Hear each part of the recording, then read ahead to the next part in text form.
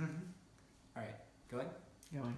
Okay, so for this problem, I wanted to make it all easy to comprehend, so I started by turning everything into variables.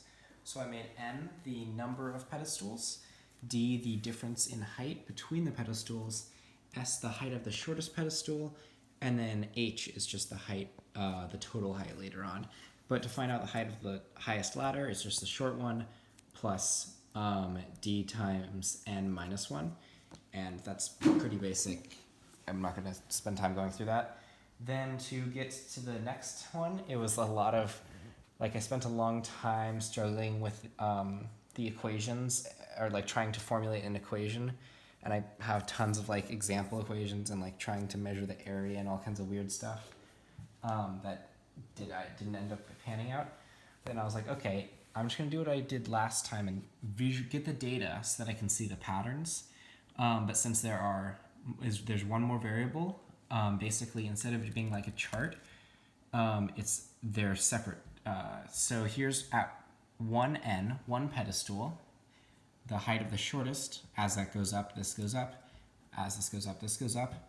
And then I was like, wait, 2 might have issues because plus and times it's the same thing. So let's do 3. And so I did 3, and basically would start on a pattern and then just extrapolate. And then I was starting to come up with theories and ideas, and basically I ended up being oh, let me just see what it looks like if I actually put the variables in, because it was hard to visualize how am I going to show this sort of progression. And then I was oh, let's just put it in. So I had these first 3, and I was oh, 3s, 3d. Maybe it's this is the equation. And then I put another ones in. It was 4s, 60. And I was that's a problem. And this is all within.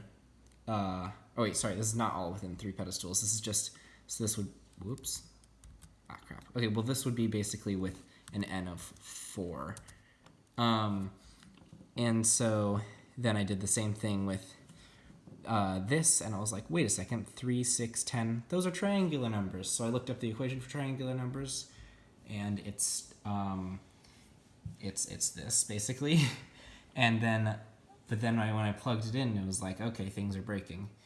And so I was oh, it's because the numbering is off. Because basically for me it was 3 goes to 3, 4 goes to 6, etc. So I just had to subtract 1 from both sides.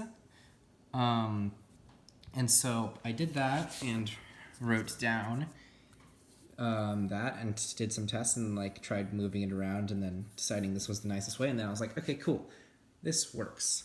Now let's visualize it.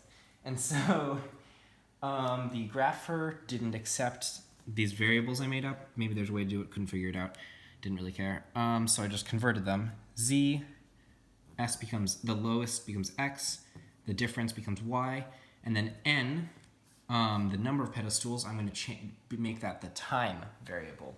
So that way I'll be able to show 4 dimensions. So I'm just going to change it over time. So I plugged it in. Here, wait, let me set N to 1. Plugged it in and was this looks way too simple. Why is this so simple? This looks strange. But then I was okay, you know what? Everything matches up. It should be good. It's only my intuition. And if you increase this, it basically increases the slope of it and its kind of rotation. And this is how many pedestals. So I'm changing the time variable right now to show the dimensions. But basically the height is your total amount of ribbon needed. The x-axis is the shortest one's height, and the y-axis is the difference in the heights. And so I was okay, let's see if this works. And I did that thing I did last time where I made this chart that basically was just all the spit out data from this in a format that the grapher would accept, plug it in, and it matches up right nicely on it. It's a very tight data set because I realized, probably because I was using decimals, because I wanted to do it in meters, because I'm stubborn that way, and so I was doing it in 1.1 meters.